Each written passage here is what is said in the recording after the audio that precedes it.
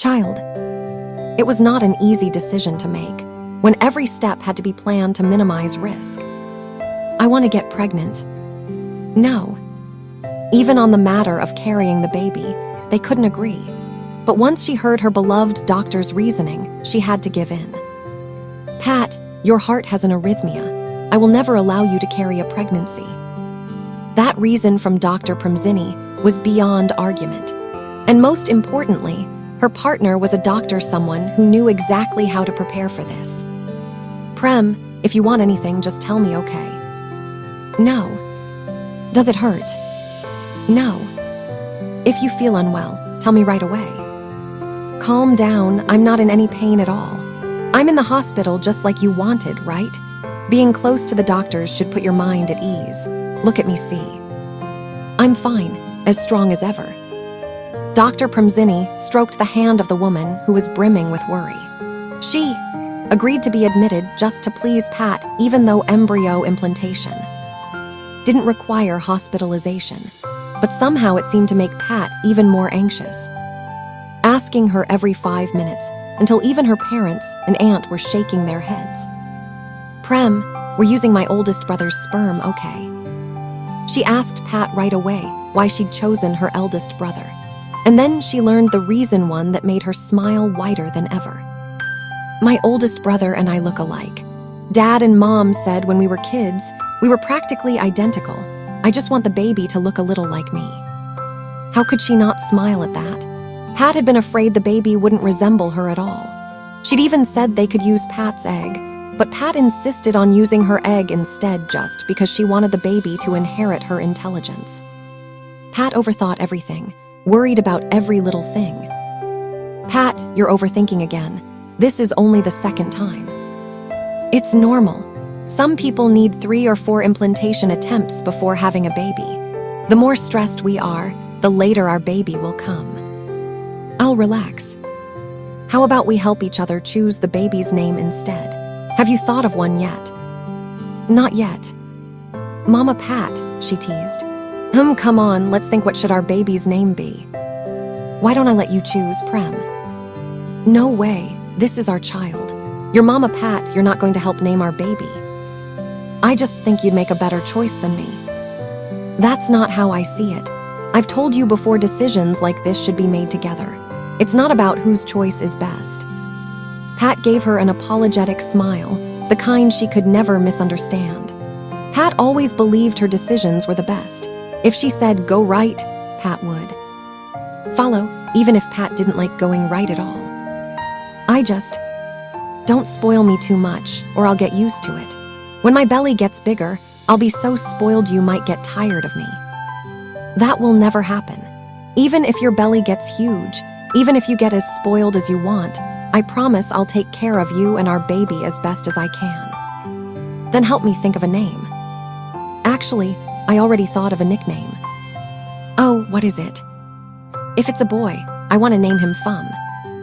And if it's a girl, I want to name her Pam, our little Pammy. What a sweet name. Pammy, our Pammy. It's been 20 weeks now that Pammy's been in Prem's belly. What story should Mama Pat read to Pammy tonight? Dr. Premzini smiled at the woman holding out storybooks for her to choose from, just like every night. Then she bent down to touch her belly in greeting, only to feel her daughter kick in response for Mama Pat to see. Pammy, saying she loves Pat. Gently, little one, if you kick too hard, Mama Prem will hurt. The miracle of feeling a living being inside her was truly wondrous. Pat gently touched her beloved doctor's belly while starting to read to their little girl. The further along the pregnancy got, the more excited she became, counting the days until she could finally meet her daughter. She loves hearing you tell stories. See, the more you do the little voices, the happier she gets. Mama Pat loves Pammy. And you don't love. Look, Pammy, Mama's pouting already. She teased their daughter before leaning in to give the woman who owned her whole heart a sweet kiss, followed by the same loving words she always said.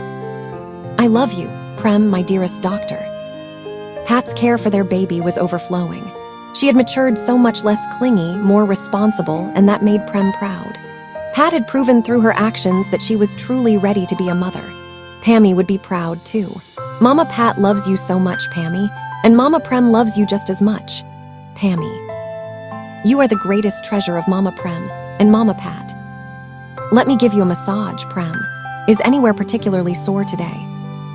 Everywhere, Mama Pat. Then I guess I'll have to massage everywhere. May I, my love? Dr. Premzini smiled at the sight of those hands, giving her a soothing massage. If she so much as mentioned walking a lot or feeling sore, Mama Pat would rush to volunteer a massage. Her friends often complained Pat spoiled her too much whatever she wanted to eat or have. Pat would get it right away. Especially in the Thornasorn household, where everyone seemed obsessed with their first grandchild. Would Prem's daughter know just how lucky she was to be surrounded by so much love and anticipation? Pat, yes, Prem, want something? I don't want anything. I just want to ask house or condo. It was time to settle this, because Mama Pat changed her mind every month. One day she'd want the condo, which had more than enough space for Pammy to run around, and the next, she'd say they should move into a house. What do you think, Prem? Well, I'm fine with whatever you want, as long as you don't change your mind and move back like last time. Houses have so much space. You couldn't find me and changed your mind back to the condo. Let's not do that again. We're bringing Pammy into the family. You can't keep changing back and forth, or she'll get confused. I'm used to condo living, but I think we should have a house, too. How about we look for one near the school we picked for Pammy? Ooh, look, Pammy's kicking. And hard, too.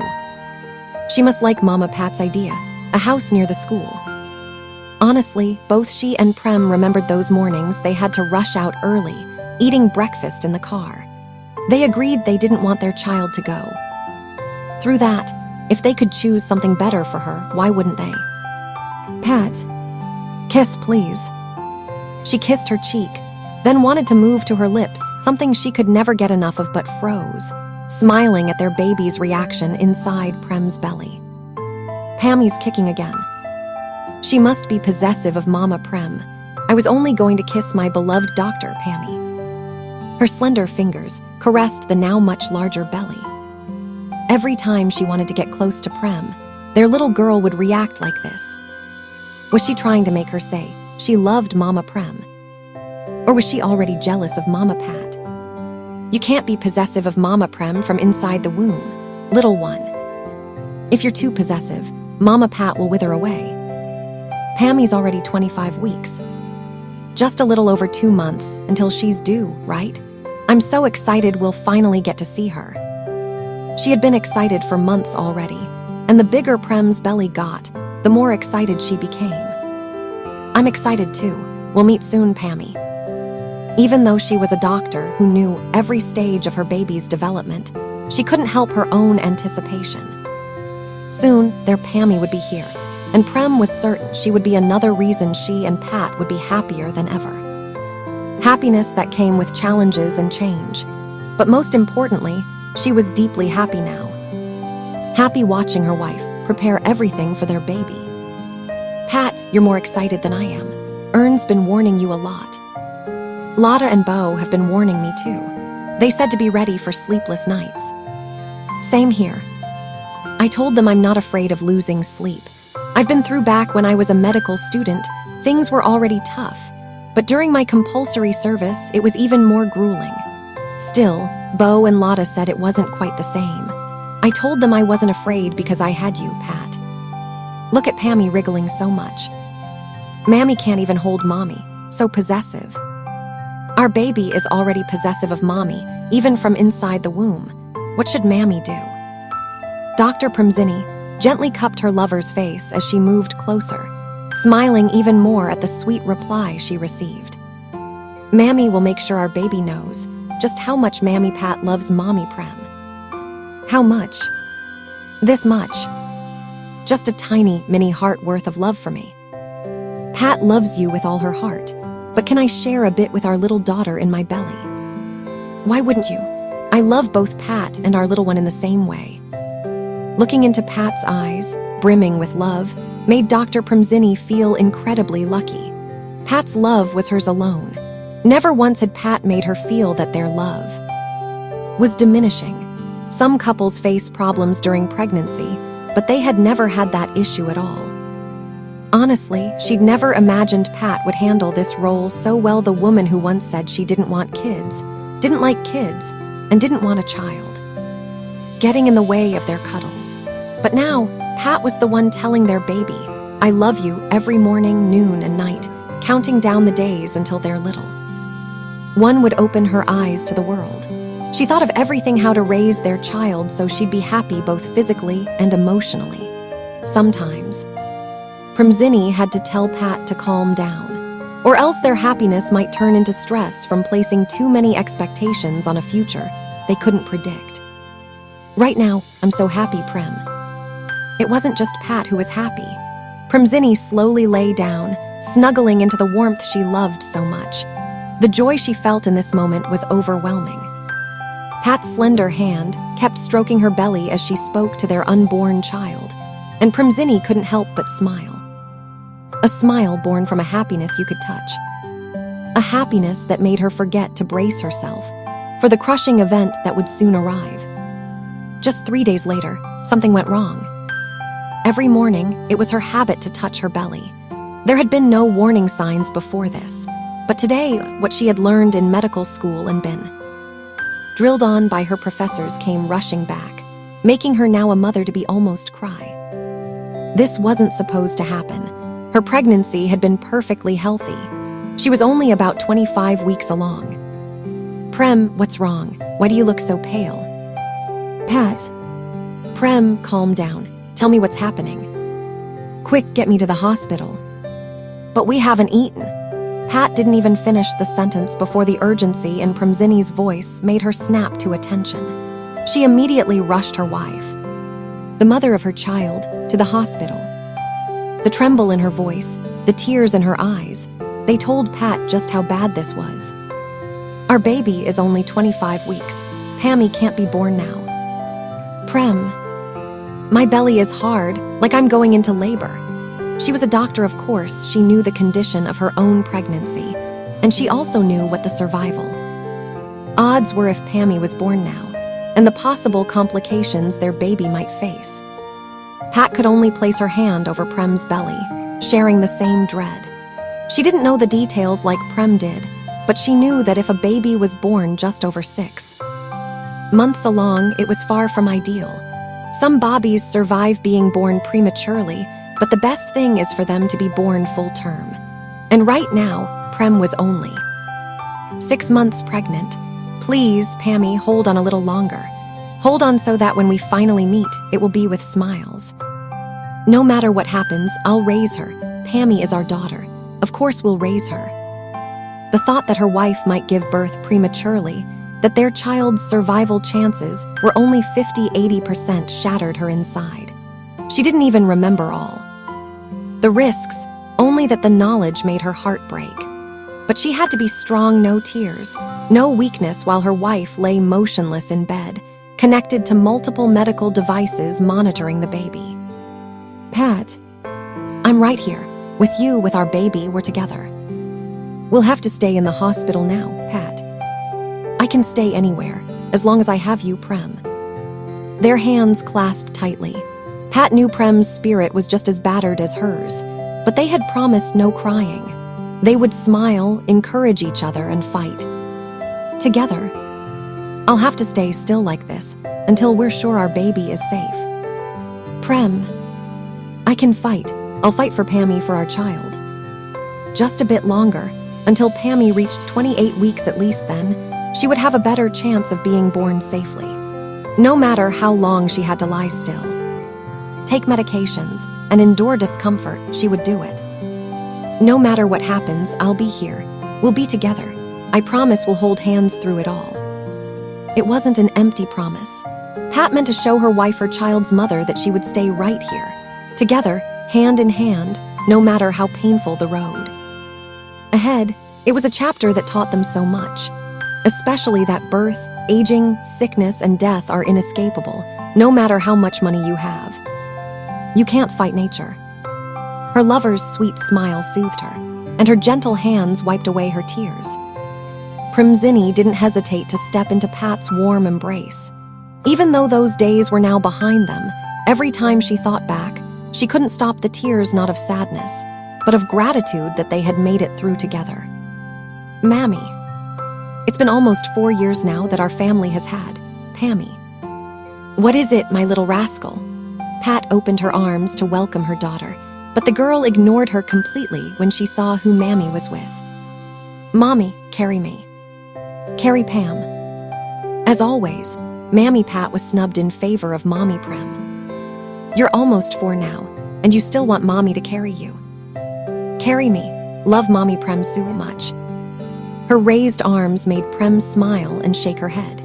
She always said Pammy was too grown up to be carried so often, but the moment her daughter pouted and asked, she gave in. Mommy loves Pammy too. You make me so happy. Pammy's little lips peppered kisses on her mother's face, making her smile even more. Today she had to rush to the hospital for an emergency case, one involving a premature birth. Hearing that brought back vivid memories of her own experience. She knew exactly how hard it was to go through that. Mammy wants some kisses too. No, kisses are for Mommy Prem. You possessive little thing. Pammy clung to her mother's neck even tighter. Mommy Prem was hers alone. Mommy Prem belongs to Pammy. Pammy's possessiveness hadn't faded with age, if anything. It had grown. And what about Mammy Pat? Who does she belong to? She's mine too. You greedy girls, so what's for dinner? Shall we eat at home or out, Mommy and daughter? Pat kissed her daughter's soft cheek, making her giggle. No dodging the question, Pammy. If you don't eat, you won't be strong. No chewing. You have to chew. Mammy Pat will feed you some apple. I'll go see what to cook. Cut the apple into small pieces, okay? Don't mash them, Pammy needs to practice chewing. Understood, Pat. With such a long-winded instruction from Dr. Premzini, how could the former beautiful troublemaker possibly misunderstand? If she didn't follow through. Mammy Pat might get scolded by Mommy Prem, and so might their daughter. Mammy. No sweet talking, Mammy. You saw Mommy's scolding. If you keep puffing your cheeks and refusing to chew, Mommy might take away your favorite treat. Mammy's strict. How could I not be? You're keeping food in your cheek, it's not good, my girl. So hard. Grandma and Grandpa tell Pammy the same thing Mammy does. So there was no arguing with that. Pat had been the same way as a child. Pammy, why don't you take Mammy's good traits instead? What are Mammy's good traits? Oh no, Prem, help me. Pat had no idea how to answer her daughter's question. Dr. Premzini couldn't help laughing at the sight of Mammy and daughter talking. The thing they had most in common, the thing that gave her headaches, was that neither liked chewing their food. Mealtime was always drawn out, sometimes ending with tears before Pammy would finally understand. But if they didn't teach her now, she'd grow up irresponsible about mealtimes. Some said she was still young and could learn later, but they believed otherwise children could understand. They just needed more time. Sometimes, teaching a child was just as much about training your own patience. No puffing your cheeks, Pammy. Chew like Mammy, chew well, then swallow. No. Prem, help me. Pammy's not listening to me at all.